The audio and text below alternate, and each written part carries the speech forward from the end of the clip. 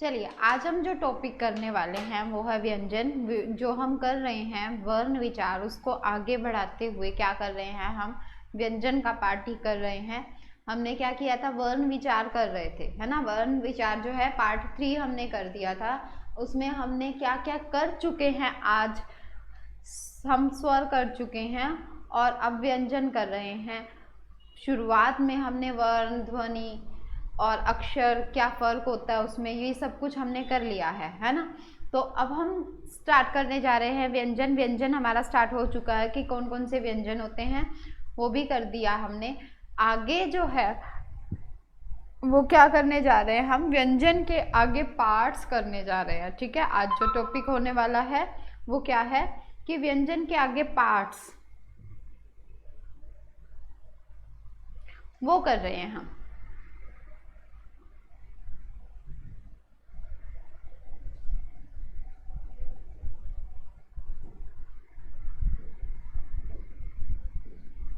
व्यंजन, ठीक है।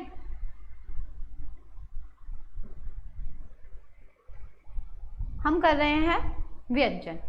अब इसमें हमने क्या किया था, आपको क ख ग आ गया होगा। हमने उत्तक्षिप्त व्यंजन, हमने क्या नाम है, स्पर्श व्यंजन, अंतस्थ व्यंजन, ऊष्म व्यंजन, ताड़नजात व्यंजन, उत्तक्षिप्त व्यंजन को बोला जाता है, द्विगुण व्यंजन बोला जाता है। उसके बाद प्रकंपित व्यंजन, ये सारे जो हैं व्यंजन हमने कर लिए थे। उसके बाद हमने कर लिया संयुक्त व्यंजन, है ना। और अब जो हम करने जा रहे हैं, अब इसका क्या है, व्यंजन का वर्गीकरण करने जा रहे हैं। क्लियर है यहाँ तक बात? ठीक है, व्यंजन का वर्गीकरण। अब सबसे पहले व्यंजन का वर्गीकरण हम अब कर रहे हैं तो घोषत्व के आधार पर हम उसका व्यंजन का वर्गीकरण कर रहे हैं। किसके? घोषत्व के आधार पर। अब बात आती है कि घोषत्व, तो ये घोष होता क्या है, घोषत्व के आधार पर व्यंजन कितने पार्ट्स का है वो चीज। ठीक है, बात आ जाती है कि घोष क्या होता है। माइंड में क्वेश्चन आ रहा है ना कि ये घोष क्या होता है। मैडम घोष के आधार पर हम कहते हैं कि व्यंजन इतने पार्ट का होता है, तो घोष होता क्या है, पहले घोष तो पता चले भी क्या होता है। घोष क्या होता है, कंपन। ठीक है, घोष का अर्थ क्या होता है, कंपन। जो स्वर तंत्र में कंपन होता है उसको क्या बोला जाता है, घोष बोला जाता है। अब कंपन कैसे, अब कांपेंगे थोड़ा, हम बोलते हुए हम कोई कांपना थोड़ा शुरू कर देते हैं, बट स्वर तंत्र में जो कंपन होता है उसको क्या बोला जाता है, घोष बोला जाता है। अब कंपन भी दो तरह का होता है, यानी कि घोषत्व के आधार पर व्यंजन दो तरह से होते हैं। कौन कौन से होते हैं, ए घोष और से घोष, सबने सुना हुआ होगा। ठीक है, घोष के आधार पर जो व्यंजन होता है दो पार्ट्स में बटा होता है। ठीक है, कौन कौन से, ए घोष, ए घोष, और दूसरा हो जाता है से घोष। क्लियर है, से घोष। फ्रेंड्स आपको लग रहा होगा कि नाम नहीं आ रहा।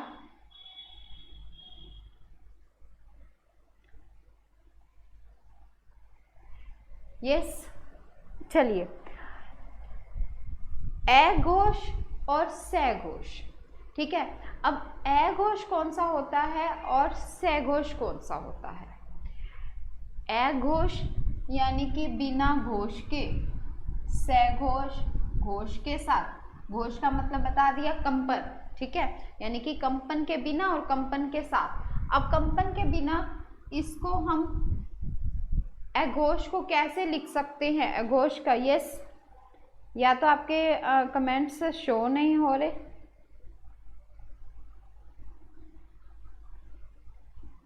मुझे ऐसा जहाँ तक लग रहा है, कोई बात नहीं। मैं कमेंट्स का आंसर नहीं दे पा रही हूँ क्योंकि मुझे कमेंट्स नहीं दिख रहे हैं।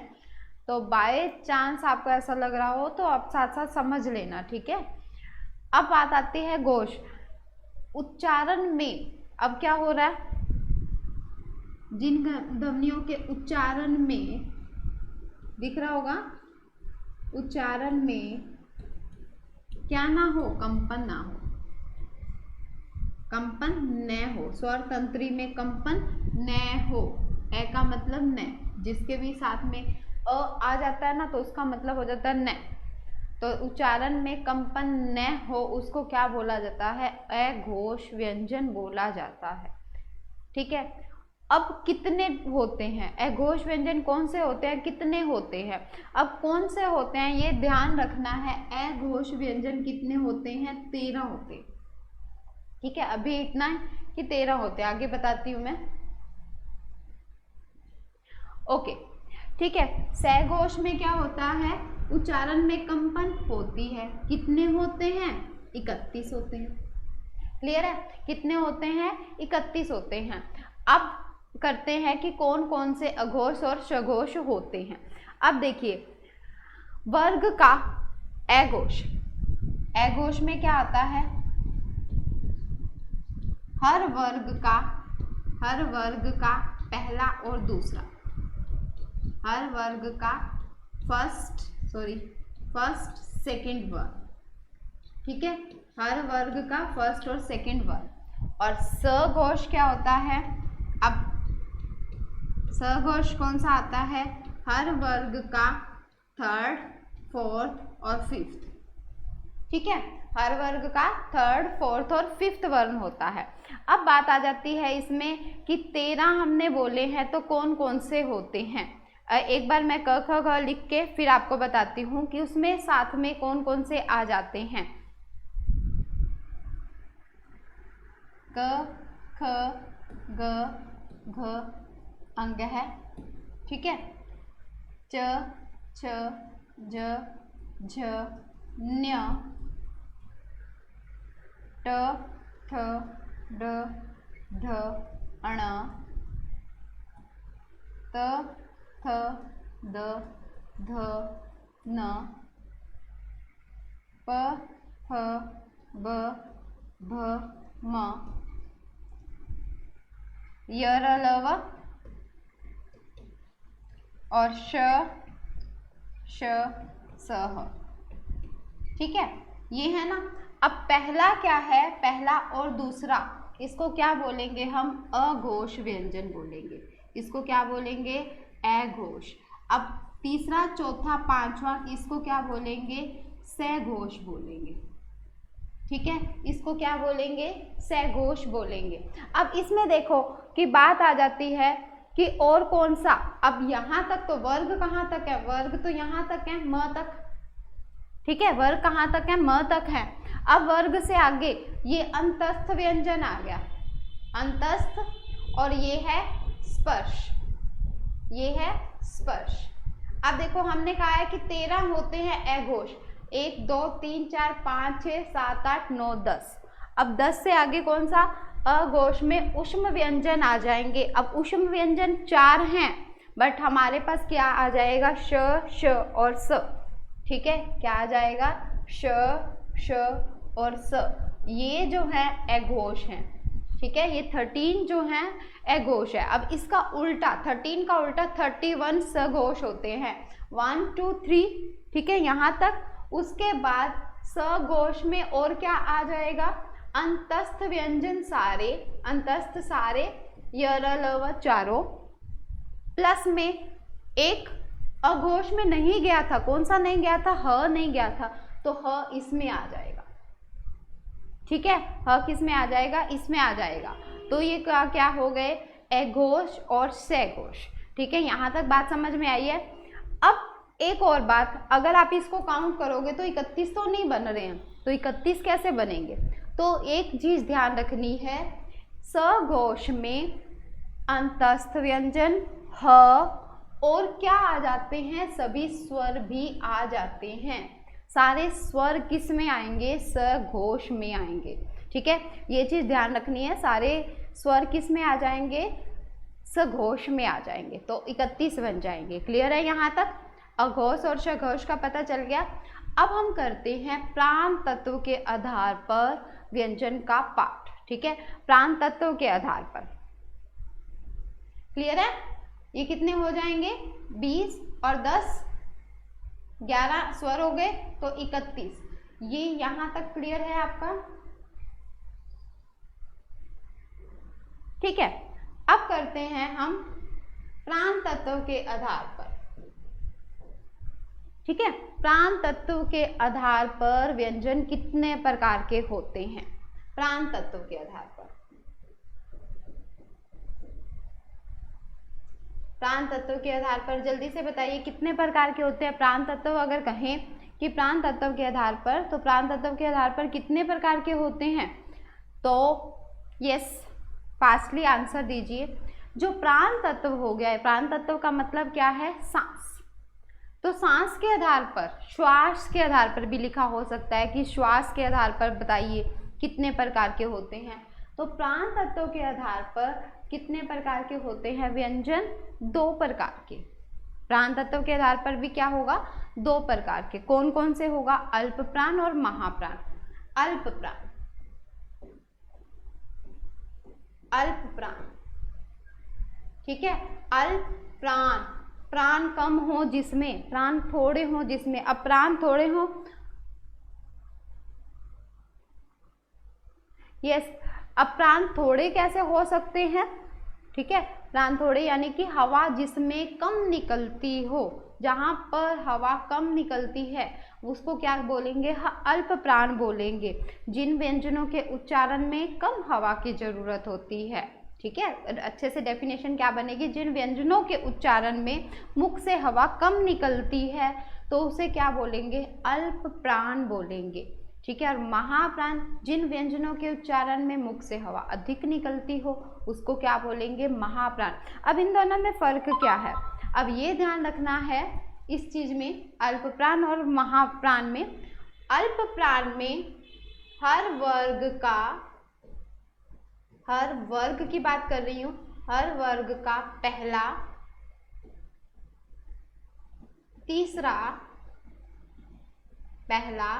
तीसरा और 5वां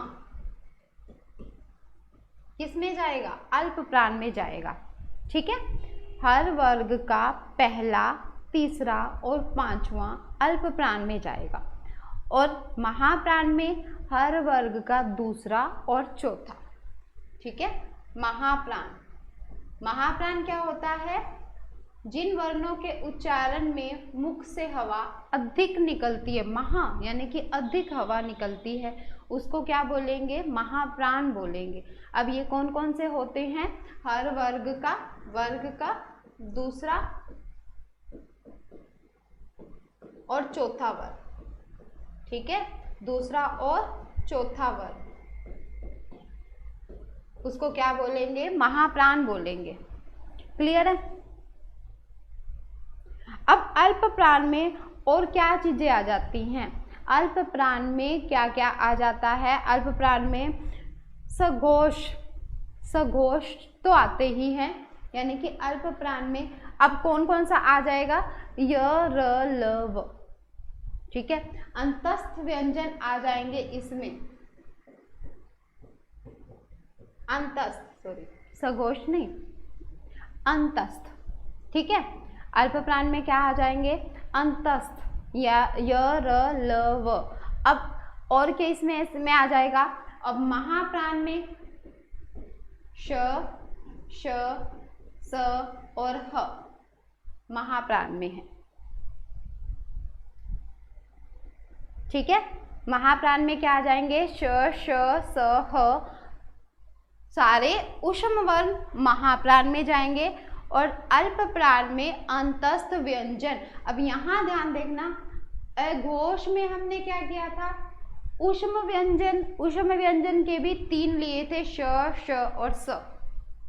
और महाप्राण में हमने क्या कर दिया? महाप्राण में श, स और ह भी आ गया है, ठीक है। यहाँ तक ये बात क्लियर है? यस, जल्दी से बताइए। चलो अब इसको मैं एक पैटर्न बना के आपको बता देती हूँ कि कैसे कैसे इसको ध्यान रहेगा, क्योंकि पेपर में जब क्वेश्चन आता है ना, तो आजकल ऐसे नहीं आ रहा कि ये बता दो कि इसमें अल्प प्राण, ठीक है, अल्प प्राण और महाप्राण, बट क्वेश्चन कई बार ऐसा आता है कि कौन सा वर्ण ऐसा है जो अल्प प्राण भी हो और अघोष भी हो या सघोष भी हो। तो इस टाइप से आता है, यानी कि दोनों चीज़ें मिक्स करके पूछी जाती है पेपर में। तो पेपर में जब मिक्स करके पूछी जाती हैं तो हम थोड़ा सा उसको क्या कर देते हैं, मिक्स करके लर्न कर लेते हैं कि कैसे हो जाएगा। ठीक है, एक बार फिर से लिख रही हूँ ताकि आपको याद भी हो जाए, रिमाइंड में आ जाए कि क्या क्या है।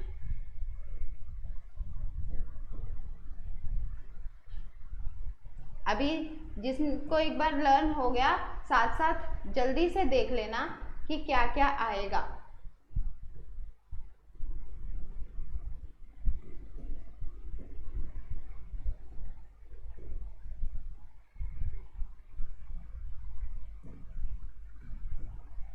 द ध न प फ ब भ म तक ही करती हूँ, प फ भ भ और म। ठीक है, यहीं तक था। यस, अब इसमें देखो, इसमें क्या क्या चीजें आ रही हैं। पहला हमने क्या किया था, अघोष। इसको मैं थोड़ा सा डिवाइड कर रही हूँ। पहला ध्यान रखना, अघोष,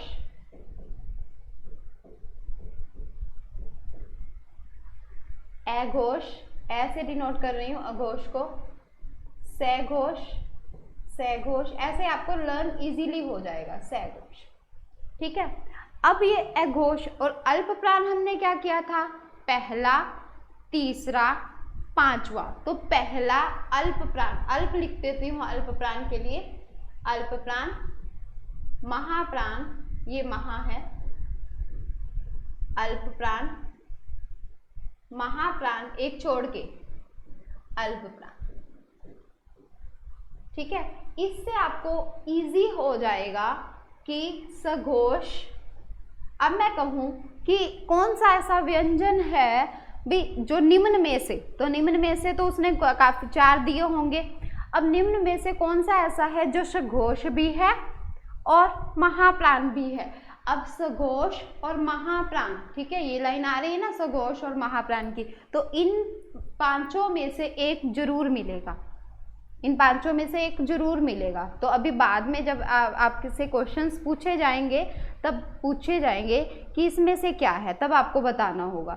ठीक है, अब अल्प प्राण में, अल्प प्राण किसकी तरफ आ जाएगा, अल्प प्राण में आ जाएगा य र ल व प्लस में ह, और महाप्राण में क्या आ जाएगा, श श स और ह। ठीक है, ये चीज क्लियर है, अघोष और सघोष की ये चीजें क्लियर है। नेक्स्ट हम चलें,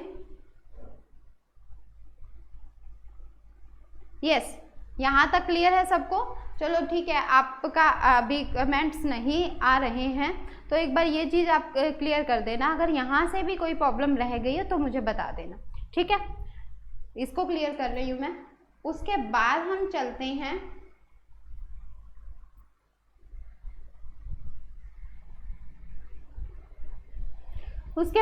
चलते हैं द्वित्व व्यंजन पे।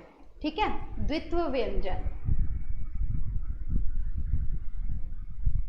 द्वित्व व्यंजन। अब द्वित्व व्यंजन कौन से होते हैं, द्वित्व व्यंजन वो होते हैं जहां पर एक व्यंजन 2 बार आ रहा है, यानी कि एक बार आधे बार और एक बार पूरे बार। जैसे हम लिखते हैं ना कोई भी वर्ड, जैसे मान लो लिख दिया बच्चा, तो ये क्या है, द्वित्व व्यंजन है। ठीक है, क्या है, द्वित्व व्यंजन। अगर मैं बोल रही हूँ धक्का, तो क्या है, द्वित्व व्यंजन, यानी कि एक व्यंजन 2 बार आ रहा है तो उसको द्वित्व व्यंजन कहा जाता है। और ध्यान रखना, द्वित्व व्यंजन जो हमने कल किया था वो द्विगुण व्यंजन था। द्विगुण व्यंजन कौन सा था, उत्तक्षिप्त व्यंजन को द्विगुण व्यंजन बोला जाता है। जो हमने किया ना उत्तक्षिप्त ताड़नजात व्यंजन, उसको क्या बोला जाता है, द्विगुण व्यंजन। और ये क्या है, यहाँ पे हम कर रहे हैं द्वित्व व्यंजन। क्लियर है? अब कर लेते हैं व्यंजनों का उच्चारण। उच्चारण हम आज कर लेते हैं, उच्चारण वाला टॉपिक आज इसको क्लियर कर देंगे। उच्चारण, व्यंजनों का जो है उच्चारण करने जा रहे हैं। अब इसको ध्यान से करना, व्यंजनों का उच्चारण अभी के अभी याद भी करना है। ठीक है, व्यंजनों का उच्चारण।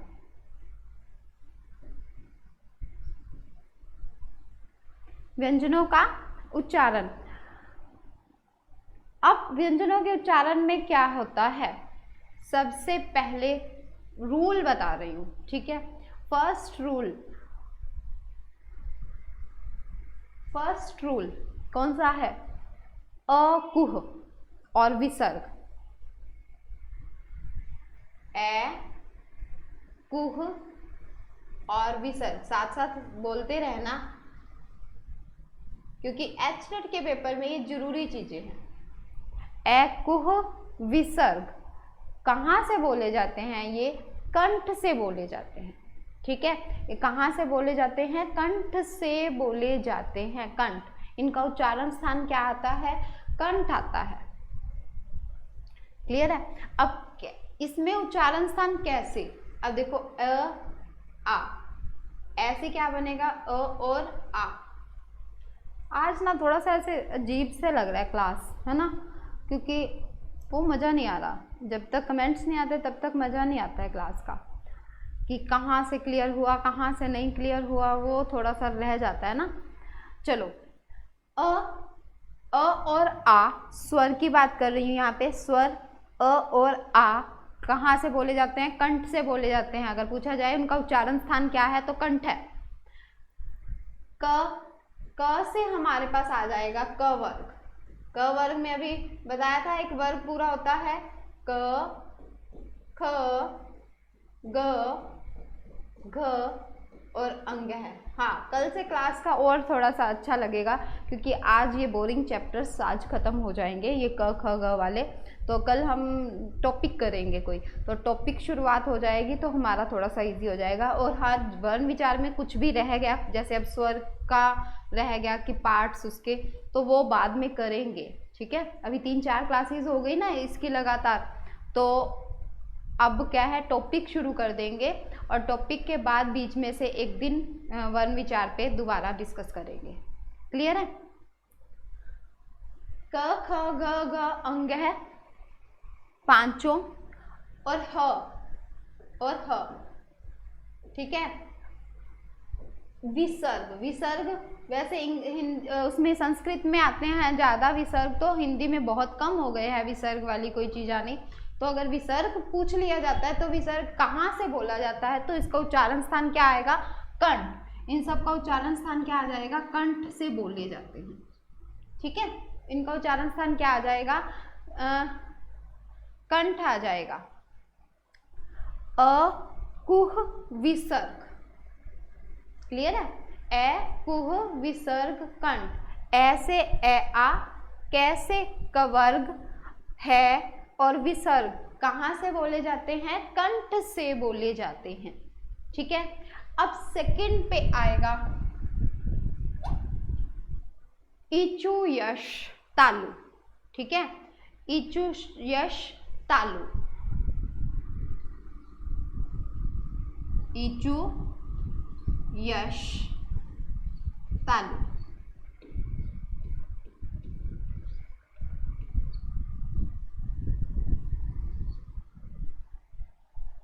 इचु यश तालु, ध्यान रहेगा। देखो, अ कुह विसर्ग कंठ से, इचु यश, इचु इचा और यश तालु से बोले जाते हैं, ठीक है। इचु यश तालु। अब इसे डबल में आ रहे हैं ना, ये सारे डबल करके सारे ग्रुपिंग में आ रहे हैं। अ के साथ आ गया, ई के साथ बड़ी ई आ गई, तो ये सारे सबने जोड़े बना रखे हैं। स्वर में तो मोस्टली क्या कर रखा है, सबने जोड़े बना रखे हैं, तो जोड़ों से आ जाते हैं।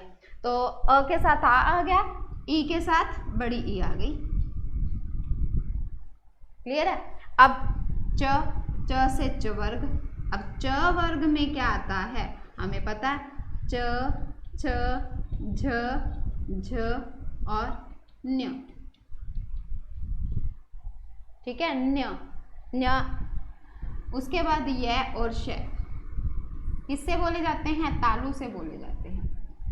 कंठ तालु, ठीक है। कंठ से बोले जाते हैं पहला, दूसरा क्या है? तालु। अब बात आती है तालु किसको समझते हैं हम? तालु हमारी जीभ ना ऊपर जाती है। अब देखो, जीभ को ऊपर करके देखो, हमारी जीभ जहां पे भी टच होती है हम कहते हैं कि तालु है। तो वो तालु जो होता है, तालु जिसको कहा जाता है, सबसे कठोर भाग, सबसे ऊंचा भाग जो होता है ना, वो तालु होता है, बाकी इस पूरे को तालु नहीं बोलोगे। आगे तक टच होती है जीभ, उसको तालु नहीं बोलोगे। ठीक है, अभी उसको बताएंगे कि क्या बोला जाता है। कंठ, तालु। तालु सब कौन सा होता है, जीभ जहां सबसे ऊंचे पार्ट पर टच हो रही है उसको क्या बोला जाता है, तालु। यस, ओ आपके कमेंट्स आ गए हैं, अब क्लास इंटरेस्टिंग सी बनेगी। ठीक है, 2-4 आज रिकॉर्ड क्लास डाल देना। किस चीज़ की रिकॉर्ड क्लास? क्लास टाइम क्या रहेगा? क्लास टाइम यही रहता है 4 बजे से 5 बजे तक हिंदी और 5 से 6 की साइको। ठीक है, ओके, ये समझ आया यहाँ तक? कुह विसर्ग कंठ, इचु यश तालु। ठीक है, कंठ फिर तालु, 2 चीजें हो गई। अभी याद है? याद है? इसको रिपीट कर दूं? पर अभी पूछूंगी तो आपको लर्न होनी चाहिए, क्योंकि अभी मैं इसको डिलीट कर रही हूँ। ठीक है, नेक्स्ट है हमारे पास ऋतु रस मूर्धा। ऋतु रस मूर्धा। अब बात आती है ये मूर्धा क्या बुलाया? मूर्धा क्या होता है? माइंड में ऐसा रहता है ना मूर्धा, क्योंकि रटे हुए हैं हमने कि हाँ भाई ये मूर्धा से बोला जाता है। अरे मूर्धा होता क्या है? अब बोल के देखो, री, री। ठीक है, उसके बाद बोल के देखो आप ट, ट ठ ढ ढ न। ठीक है, ट, ट जब बोलते हैं ना, तालु के थोड़ा सा आगे से जीभ जो है टच हो रही है, री, ट ठ ढ ढ न। तो जहां से जीभ टच हो रही है उसको मूर्धा बोला जाता है। उसको क्या बोला जाता है? मूर्धा बोला जाता है। अब री, ऋषि, ये बेचारा अकेला है, ये अकेला आएगा, ये किसी का जोड़ीदार इसका है ही नहीं। इसको कहा था जोड़ीदार बना ले, बट इसने बनाया ही नहीं। वैसे इसका जोड़ीदार था, संस्कृत में है, यहाँ पे नहीं है, हिंदी में नहीं है इसका जोड़ीदार, संस्कृत में था। तो इसको छोड़ते हैं, संस्कृत वाले को, इसी को ही लेते हैं। री, ऋषि अकेला, ट से ट वर्ग। ठीक है, ट वर्ग, ट का वर्ग। अब ट के वर्ग में, ट के साथी में कौन कौन से हैं? 5 साथी इसके हैं। ट जैसे ही नाम आता है तो हम कहते हैं ट, ठ, ढ, ढ, न, न, 5 ये। ठीक है, उसके बाद 2 और रह गए, कौन से? र और श, र और श, श, ध्यान रखना, श। अब होता क्या है, हम यहाँ भूल जाते हैं और पेपर में आ जाता है भाई श बताओ इसका उच्चारण स्थान, और हम वहाँ पेपर में ऐसे श श बोल के देखते रहते हैं, किससे आएगा किससे आएगा, और समझ नहीं आता कुछ भी किस पे आएगा। र बोल के देखते हो, र ऊपर जीभ टच कर रही है, क्या आएगा क्या आएगा? तो क्या आएगा? मूर्धा आएगा। ठीक है, ध्यान रखना है। क्लियर हो रहा है सबको? ठीक है, ऋतु रस मूर्धा थर्ड है ये हमारा। उसके बाद फोर्थ वेरी इजी, ऋतु रस के बाद आ जाती है तुलसी। ठीक है, कौन सी आ जाती है? तुलसी आ जाती है। तुलसी, मैं तुलसी तेरे आंगन की, तुलसी। तुलसी किससे बोली जाती है? दंत से। अब तुलसी दंत से नहीं बोली जाती, यानी कि यहाँ पे 3 वर्ड हो गए हमारे पास। त से त वर्ग, अब इसका वर्ग।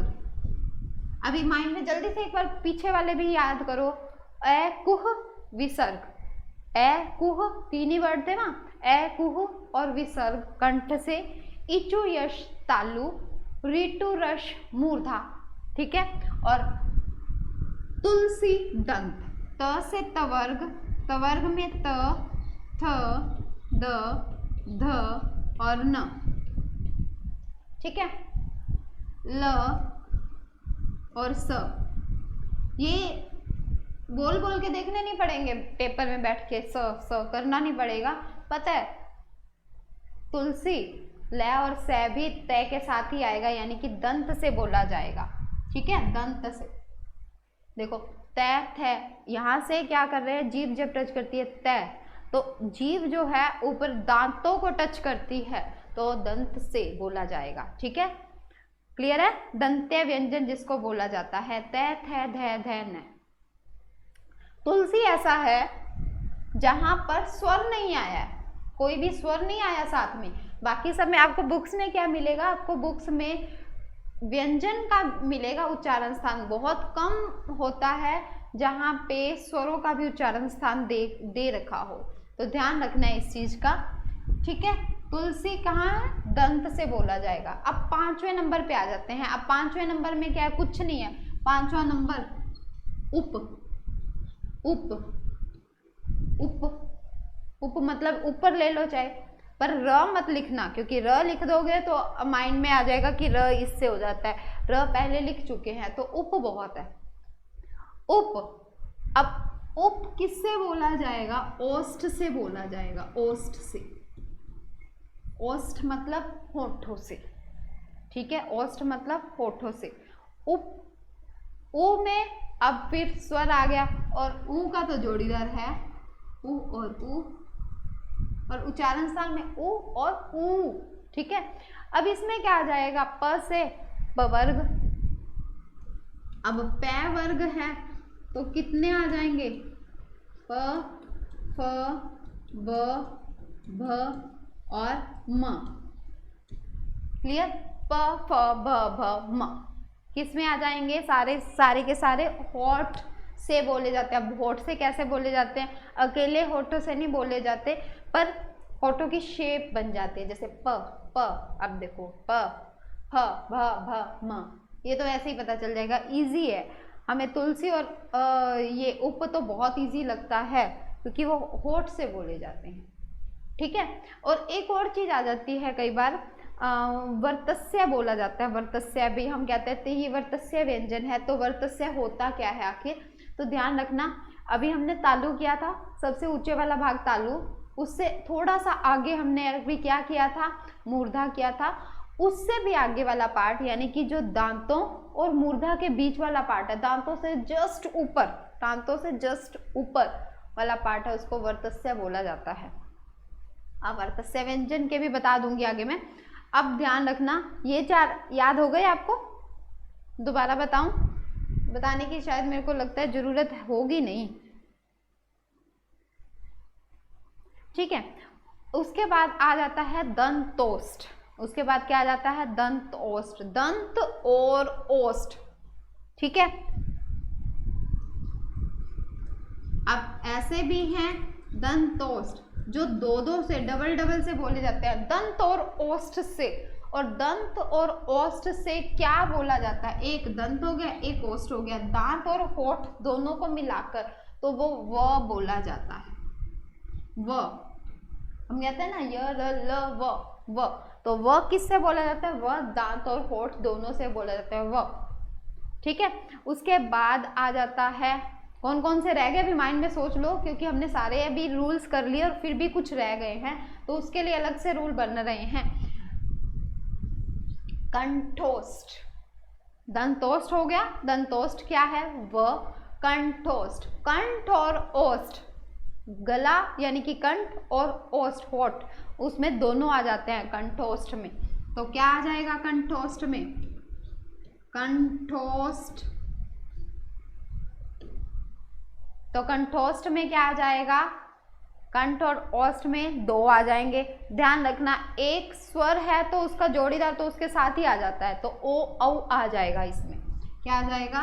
ओ औ, ओ और औ। ये प्लस का निशान लगाना, इसको ऑब्लिक मत समझना, ये प्लस है एक तरह से, ठीक है। ओ और औ दोनों किससे बोले जाते हैं? कंठोष्ठ से बोले जाते हैं। क्लियर है? अब कुछ रह गया इसमें, हाँ रह गया, कौन कौन से रह गए? स्वर रह गए ना, ए ऐ रह गए, ए ऐ रह गए ना, अभी आए नहीं ए ऐ। तो ए ऐ किससे बोले जाते हैं? वो भी 2 चीजों से बोले जाते हैं, कंठ तालव्य, कंठ और तालु से, ठीक है। कंठ तालव्य, 7th लिख दिया, 8th यहाँ लिख रही हूँ। कंठ तालव्य, कंठ तालव्य से क्या बोले जाते हैं? ए ऐ, 2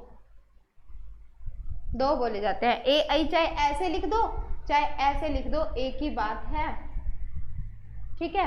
ए ऐ, कंठोष्ठ। सॉरी ये क्या लिखा है, कंठ तालु लिखा है, ठीक है, कंठ तालु ए। अब कौन सा रह गया हमारे पास, स्वर तो मोस्टली हमने पूरे कर दिए ना, स्वर तो कंप्लीट कर दिए।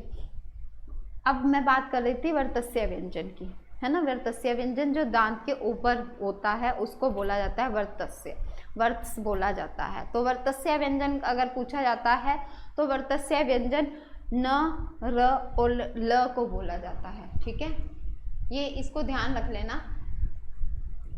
वर्तस्य व्यंजन किसको बोला जाता है, न, र और ल, न, र और ल को, ठीक है, क्लियर है। बोलो न, न। अब देखो जीभ कहाँ टच कर रही है, न, न बोल के देखो।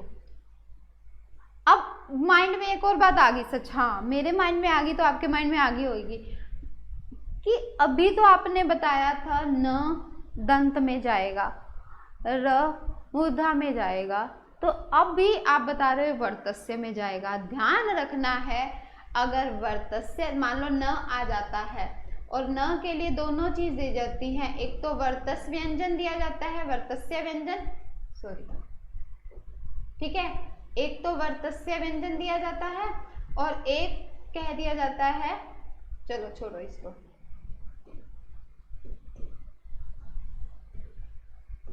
वर्तस्य व्यंजन और एक कहा जाता है दंत। अब बताओ दोनों में से कौन सा है, नो डाउट दोनों है, बट दंत तब है जब वर्तस्य नहीं हो, ठीक है, दंत तब है जब वर्तस्य नहीं हो। वर्तस्य और दंत दोनों है तो दंत को हम यस नहीं करेंगे, हम वर्तस्य को यस करेंगे, ठीक है, क्लियर है ये बात, ओके।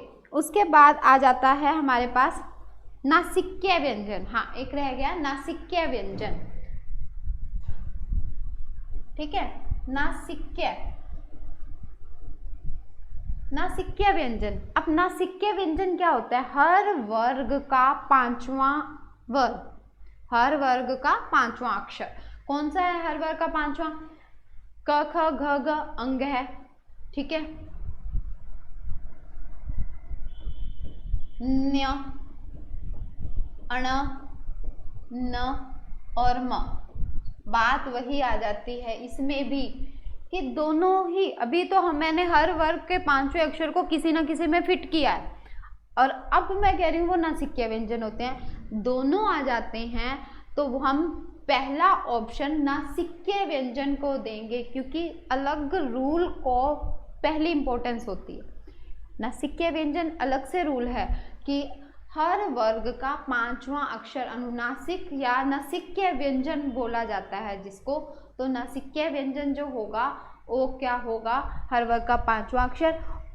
अगर मैं मान लो इसमें दे दूं कि ये जो भी न दे रखा है दंत है या नासिक्य है, दोनों दे रखे हैं ऑप्शन, तो हम नासिक्य व्यंजन को पहली इंपॉर्टेंस देंगे, ठीक है। गुड आफ्टरनून जी, वेरी गुड आफ्टरनून, यस। अभी एक बार थोड़ा सा मैं इसको रिपीट कर रही हूँ, और एक, हाँ एक और चीज़ आ जाती है, कई बार ना काकल्य व्यंजन पूछा जाता है, ठीक है, काकल्य व्यंजन।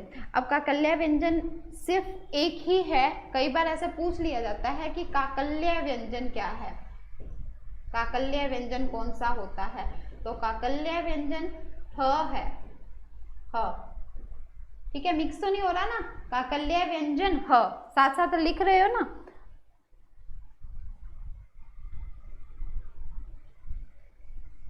तो काकल्य व्यंजन ह होता है, ठीक है। इसको स्वर यंत्र मुखी व्यंजन भी कहा जाता है। हवा क्या होती है, एकदम से बाहर घर्षण के साथ निकलती है तो उसको काकल्य व्यंजन बोला जाता है। हवा तीव्र गति से घर्षण के साथ बाहर निकलती है तो उसको क्या बोला जाता है, काकल्य व्यंजन, ठीक है। तो काकल्य व्यंजन कौन सा है, ह है, इसको क्या बोला जाता है, साथ में स्वर यंत्र मुखी व्यंजन भी बोला जाता है। तो आजकल पेपर में ना मुश्किल वाला वर्ड पहले देते हैं, तो ध्यान रखना इस बात का, ठीक है। अब फटाफट से एक बार मैं उच्चारण स्थान यह सारा ही रिपीट कर दूं, अघोष, सघोष, अल्पप्राण, महाप्राण, ठीक है। अघोष और सघोष में पहला दूसरा वर्ण था और सघोष में तीसरा चौथा पांचवा। ध्यान रखना है सघोष में कितने वर्ण होते हैं, 31, ठीक है, थोड़ा जब माइंड को वो क ख ग वाली लाइन में ऐसे सेट करोगे ना तो बिल्कुल ध्यान रहेगा पेपर में क्या आया हुआ है। ठीक है, एघोष में 13, अब 13 का ऊपर देखो, एघोष 13, से घोष 31, और ज्यादा वाले में आपको पता है कि स्वर भी आ जाएंगे, तीसरा चौथा पांचवा भी आ जाएगा, और क्या आ जाएगा, अंतस्थ भी आ जाएंगे, और ह भी आ जाएगा। और इसमें क्या चला जाएगा, 3 ही जाएंगे, श श स।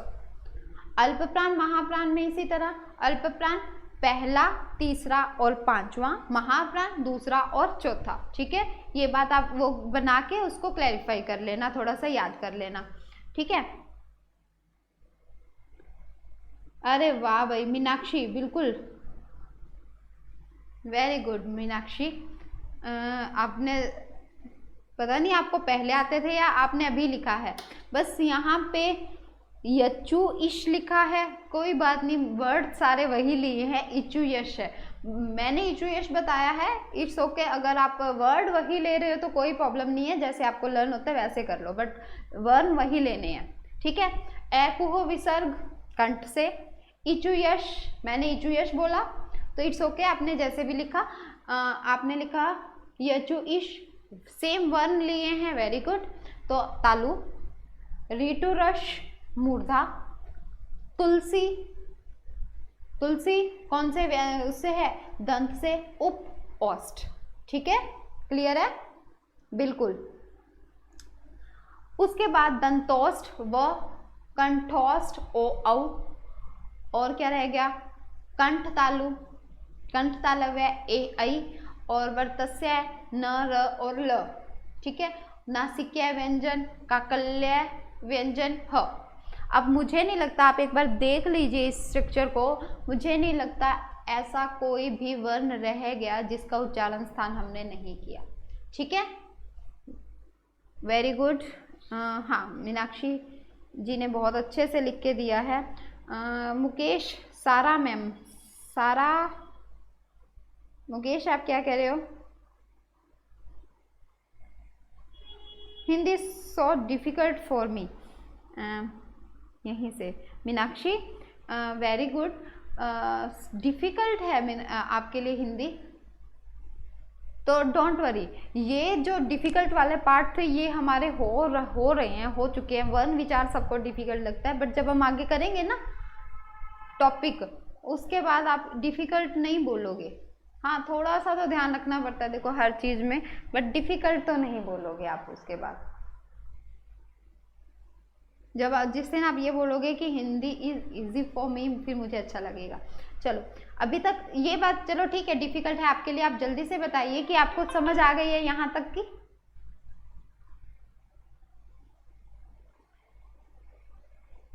यस, चलिए ठीक है। और कल जो हम करेंगे, वैसे तो मैंने अभी आपको कुछ और भी बताना था, थोड़ा सा बता ही देती हूँ, है ना। कई बार हिंदी में ना पूछा जाता है आगत ध्वनियाँ, अब इसको कंप्लीट ही कर देती हूँ, नहीं तो फिर कल फिर थोड़ा सा बताना पड़ेगा, फिर डिफिकल्ट लगेगा हमें। आगत ध्वनियाँ पूछा जाता है, आगत ध्वनियाँ कौन सी होती हैं, आगत या ग्रहित। ठीक है, आगत मतलब आई हुई ध्वनियाँ जिनको हमने ग्रहण कर लिया, तो हम वो क्या बन गई, ग्रहित बन गई हमारे लिए। ठीक है, तो आगत का अर्थ क्या हो गया, आया हुआ। अब आगत ध्वनियाँ कौन सी होती हैं,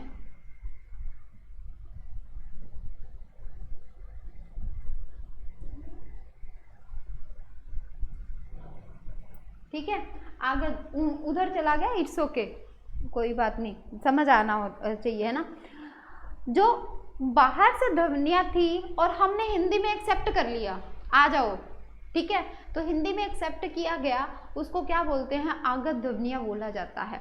अब कौन कौन सी हैं, वैसे तो ये मेन 2 ही हैं, ठीक है, मेन 2 हैं। अब 2 कैसे, एक तो होती है अर्धचंद्राकार, अर्धचंद्राकार आपको पता होगा,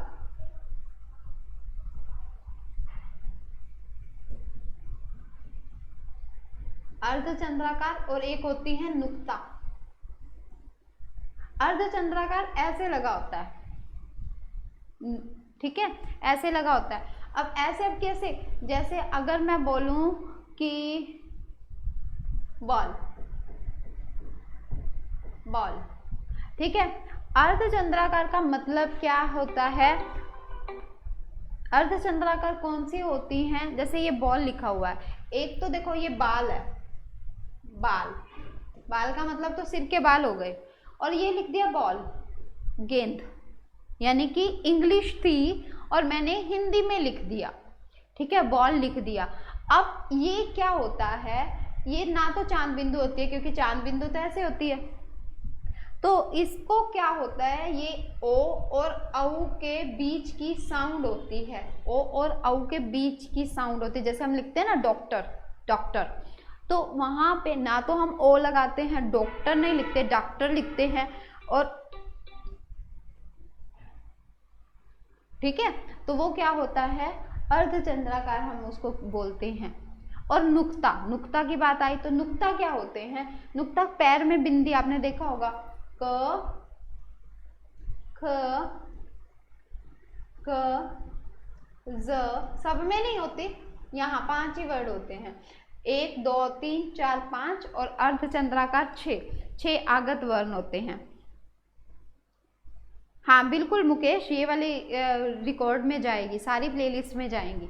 ठीक है, तो ये अर्धचंद्राकार हुआ और ये नुक्ता हुआ। अब नुक्ता जो ये 3 है ना, ये तो आजकल यूज नहीं होता, बहुत कम यूज होता है, क, ख और ग। ठीक है, जिसके पैर के नीचे बिंदी लगी होती है, उर्दू से लिए गए हैं जैसे ये वर्ड। और अब ज और फ, बस 2 ही चीजें ज्यादा होती हैं, ज और फ। अब ज और फ, इसको ज बोला जाता है, और फ हम कहते हैं ना, कोई फरियाद, फरियाद, फ थोड़ा सा स्ट्रेस दिया जाता है, तो ज और फ में भी फर्क होता है। ज, जरा, ज, जरा, जरा क्या होता है और जरा क्या होता है, इसका आंसर मुझे कल देना। ठीक है, फिर आगे मैं चलूँगी। ठीक है, ओके बाय स्टूडेंट्स। आज तो फ्रेंड्स, वैसे मैं स्टूडेंट्स नहीं बोलती हूँ, फ्रेंड्स ही बोलती हूँ, फ्रेंड ही हो आप मेरे, तो इसका आंसर हम कल देखेंगे। बट आपसे मुझे पूछना है जरा और जरा में क्या फ़र्क है। पेपर में भी आया हुआ है क्वेश्चन, एचटेट में आते हैं ऐसे वाले क्वेश्चंस, और फिर आगे हम एक टॉपिक करेंगे। ठीक है friends, okay bye, take care.